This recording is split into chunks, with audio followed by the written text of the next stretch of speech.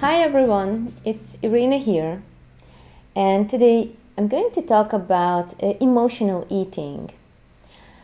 So, if you are dieting, if you are looking for ways to lose weight, then most probably one of your problems is that it's really hard. It's really hard, first of all, because you have to say no to your favorite food.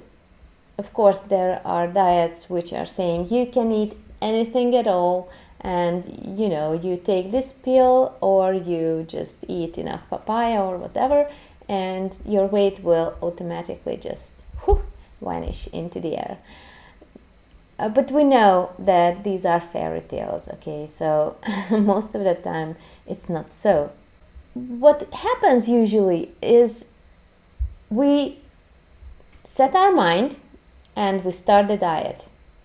We say no to ice cream, to our favorite food, to chips, to this and that. And we hold on to this diet for some time. Sometimes we cheat, of course, or we are human. And we, of course, start blaming ourselves if something like that happens. Okay, next time I'm starting again, and this time this will work for me. But what happens is we start losing weight, and within a short time there will be a plateau. It's really hard to lose weight after this first period. Most of the people don't understand what's happening. Why can't it started? So they started losing weight. Why is this plateau there? Why can't we just lose weight once and for all and done with it? Now it's not that simple. After this plateau, some manage to achieve further weight loss. Some will give up because just it seems that it doesn't work for them. And most of the time, the weight comes back. Either it comes back immediately within a week or in a very short period of time, or it will just invisibly come back. And we find ourselves in the same situation. So we change the diet, of course, because the previous diet wasn't good enough, or we subscribe to Weight Watchers because we need accountability. We subscribe to Facebook groups because we need support and accountability. So there is a fixed idea in our minds that it's a question of willpower. Okay? Will willpower help us? To a certain degree, yes. But there's a big but. Why does our willpower betray us? What happens when we give in to those cravings? Okay, you can say that it's my weakness. I know I was weak. I couldn't resist sugar. I couldn't resist ice cream, my favorite burger, and junk food. So it's my fault. And of course, we start blaming ourselves, feeling bad about ourselves, feeling frustrated. Then, after beating ourselves up, we stand up and we try again. Why? Why does this willpower let us down? Because we have a conscious mind, which is responsible for 5% of our mental activities. 5%, that's all. And there is a so-called unconscious or subconscious mind. It is a part of the mind which is responsible for all those things that we usually do that we don't want to do. This is the part of our mind where our emotions live. It is responsible for our long-term memory. This part of our mind is responsible for our body, for our nervous system. So you can see that this part of the brain, of the mind, is huge. It's enormous. And this part controls 95% of our energy. So, when we are talking about willpower, the will part, it lives in the conscious mind, those 5%, and the power lives in the subconscious mind. Our power is not in our conscious mind, but in the subconscious mind, there where our emotions live, where our energies live. So, when we say that we want to stick to our diet and we will do our best and we will have the willpower, what happens is actually we have 5% of that energy. And with this 5% of conscious effort, we go against the 95% of raw power of the subconscious. Now you can see that it's only a matter of time until your willpower will just give up. How does it happen? We make a resolution, starting a diet. Tomorrow, no more cookies, no more sweets, no more soda, ice cream, just vegetables and whatever your diet tells you to eat. And you go on, first day, okay, second, third. It starts to get harder and harder. Why? Because you are going against the stream. You are swimming against this huge amount of energy. It's just a question of time when you become exhausted. And the tension in your subconscious mind, so all that emotional tension, all those cravings, you stuff those cravings down into that subconscious mind. It's like putting a lid on a pot, and the steam is starting accumulating. The tension is growing bigger and bigger. And you can feel that tension. Just think about your dieting. For a moment, just remember how many times you felt that tension, those cravings becoming stronger and stronger. Of course, what does happen with steam or with any energy that you lock up in a small box, in a small pot or whatever? It will start to accumulate and it will find the weakest link, the weakest point, and it will break out. So your willpower will show a crack sooner or later, because the willpower, as I said, resides in the conscious mind. The conscious mind, what is the conscious mind? It is the activity of the cortical parts of the brain. This means that when you are awake, these parts are active, your conscious mind is active and it's strong most of the time. But as soon as you get tired, your brain activity will change.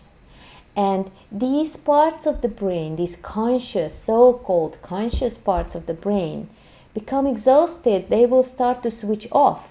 And that's when, these cravings, these energies, these emotions will start to bubble up. So, when you are tired, your willpower will weaken. When you are emotionally challenged, emotional situations are those situations when you switch to those parts of your brain which are responsible for emotions, and those are those parts which control the 95% of your energy. What happens then? You will have to release that tension. So you go and eat. Just think of those times when you cheated on your diet, and you will find that those were times when you were stressed, when you were emotionally challenged. What are other moments when your willpower says no or shows weakness? If you drink some alcohol, what happens? You just start to loosen up the control of your conscious mind. The same thing happens if you are physically not fit enough. Your body will start to switch off the conscious parts of the brain just to make you able to relax and recover the body. So it's when you are sick or ill, when you are having trouble with the family, when you are having trouble with yourself. So emotional challenges can be, and mostly they are, connected to your relationship with yourself. So that's what happens. And after a time, there will be a moment when you cheated on your diet. And the worst part is not that you cheated, but that you start to distrust yourself. You start to lose your trust in your willpower, in your body, and in your mind, in yourself. You start to get frustrated. You start to think negative thoughts about yourself, which will, of course, just make you even more tense and stressed. So all these emotions that you start to move around yourself, with all those thoughts. I failed again, or I was weak, but I will start again. But all this just adds up and you get tense. Now eating, and this is very, very, very, very important. Eating is a stress relief mechanism. It is stress relief. Your subconscious mind is created to protect you and to keep you alive. It does everything, literally everything, to meet those goals. But it does so according to your experience, according to your ideas, and those programs in your mind. So what you learned, how you were conditioned, what your associations are, for example, to food. This all will add up in a solution. Your subconscious mind will find that, wait, eating is a good solution. I remember when I was a baby. Maybe you consciously don't remember, but your subconscious does. I remember when I was a baby and I felt alone. I was lonely, my mom was not there, and I started to cry, of course, because that's what babies do. I started to cry. I wanted my mom, I wanted some attention, I wanted warmth, I wanted this feeling of safety and love. So I cried, and mom came, so it's great. And she fed me. Okay, this means I connect the feeling of safety, the feeling of being loved, the feeling of being cared for, this need for being nurtured, not just physically, but emotionally as well. This becomes connected to the feeding. Our mind remembers that. It knows. So what happens when we feel lonely? When we we have that need for attention, for care, for love. We need that warm hug. And we don't get it.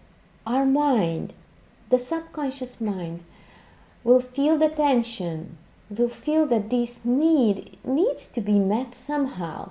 So it will just look around, scan all our previous solutions, our previous memories, experiences, and hop, it found that beautiful memory, that childhood memory when we were so small and we were being fed and we felt so safe and warm and loved. And that's how our mind will connect eating with the fulfillment of these needs. Now, this is just an example, okay? So there are so many other experiences that will create this kind of a connection, eating and a need being filled.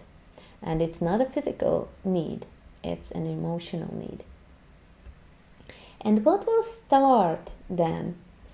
Your mind will go back to that solution again and again and again. And this repetition will just burn into our brain cells, into these. It will become our second nature. It's such a strong habit. We don't even think about it. It's automatic. We feel stressed, we feel lonely, we feel unloved, whatever. And we go and eat. And this action, this almost compulsory action will create that illusion, because it will, trigger those memories, subconscious memories most of the time, of being fed, being loved, being cared for, being nurtured in many ways. And we will trigger those memories. It will kind of slightly resonate, but at the same time, we will get a short-term stress relief. But our thoughts, our guilt, our shame, and shame is a big, big, big issue here, will accumulate. And after we have eaten, there comes this feeling, after the first few moments of joy and happiness and relief, there will be a downward spiral even when we start to feel bad about ourselves. The guilt kicks in, the shame, and the tension grows. Actually, what we did was that we released some of the tension, but we added to it in the long term. And that's how we find ourselves in a vicious circle. And this vicious circle is mostly in our emotions, so it is controlled by the subconscious mind.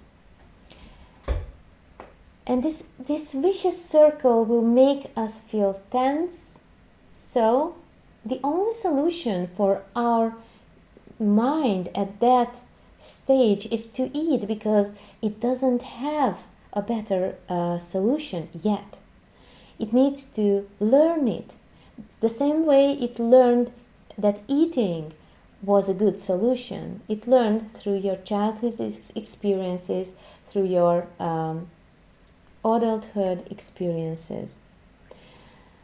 So it goes back and back and back. So it tries repeating the same thing.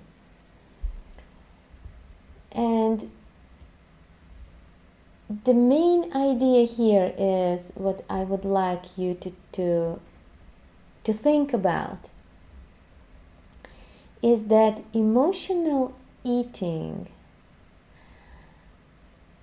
is like a pot full of steam. the more you try to feed it with food, you are actually just increasing the tension. The solution, because by this point you are probably thinking, okay, what can I do to stop this vicious circle? How and what? The answer is that the only way to stop the circle is to handle these emotions in a right way, to face these emotions, to let out the steam. This is the first step, to clean your soul of these emotions, to let go of these emotions. Second, you need to learn how to deal with emotions so that you won't accumulate tension again and again and again, because it's just one thing that you take off the lid and the steam goes away and you think that, wow, it's cool. But as long as your pot is being heated by your mindset, by some of your behavior patterns, it will boil up again and again, and it will create steam, it will create tension in you. So you need to learn how to deal with your emotions, how to deal with them creatively. At this moment, what you do is actually you suppress emotions. You try to resist them, try to avoid them, try to ignore them, try to do anything but working with them honestly and openly with yourself. I mean, of course, you don't have to talk about your emotions with everyone. No, I'm just meaning that you need absolute openness and honesty with yourself. We will talk about emotions in more detail. So here I'm only giving you a few hints. And so you learn to let go of the steam, to let go of the emotions, of the emotional tension that's already there, but in a safe way, okay? Not breaking furniture or plates or shouting at your spouse, whatever. But you can learn it to do in a creative way, in a safe way, and you need to learn how to manage and handle emotions so that they don't start accumulating this tension again. And you need to work on your mindset. You need to create new ways of nurturing yourself, of meeting your emotional needs. As humans, we all have emotional needs. We have a need for attention. We have a need to a real soul-to-soul, heart-to-heart connection with others. We need love. It's so basic. We need acceptance. Again, it's so basic. And we need to be able to give these emotional needs or meet these emotional needs directly with ourselves. What I mean by that is that as long as you reject yourself, you won't meet that need.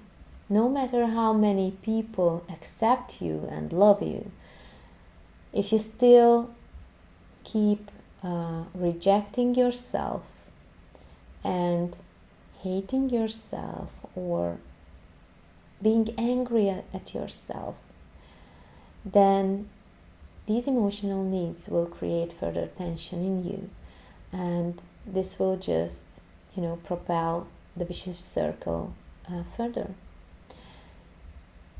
So this is how you start working on emotional eating. The next very important thing that you need to learn is to relax. Relaxation, meditation, and deep sleep are vital because that's the state of mind and the state of body when you start to heal. It is a very healing state of mind and a very healing state of body. That is when your whole nervous system switches over to the parasympathetic nervous system. This means that it starts all those hormonal changes, all those physical changes that will help you to recover, and they will help you to lose weight, because that's the state that's the physical state in which your body starts to burn fat. And that's the state in which your body starts to get rid of the toxins and starts to rejuvenate itself. So this is a short introduction on what emotional eating is and why our willpower lets us down. And in the following videos, we will talk about our emotional needs in more detail. We will talk more about how these emotions these emotions from the childhood or childhood experiences get attached to eating, and how it creates this addiction, and what we can do to stop craving, what we can do to just forget about binge eating, and actually to transform ourselves. Because what is happening, if you see people who lost weight in the long term, not just right away, but they managed to keep their new weight, their ideal weight in the long term, it was always a result of an inner transformation. It was not just simply a result of a diet. It was a change in the mindset, a change in the subconscious as well. So their willpower, what we were talking about, so the will and the power were no longer fighting each other, but they became aligned. You see, their will and the subconscious power started to go in the same direction, and that's what helped them to maintain their weight and to become someone new, a new person, a more joyful person, a freer person, and a more fulfilled person. So that's what you want to do. You want to align your will, so your conscious will, with the subconscious power, your emotions, what we were talking about, your emotions, and by releasing that tension and giving these emotions a positive, creative, new way to fulfill themselves, that's how you want to do this transformation. Because that way it won't be a struggle anymore, but it will be a new life. Thank you for your attention, and meet you in the next videos. Bye bye.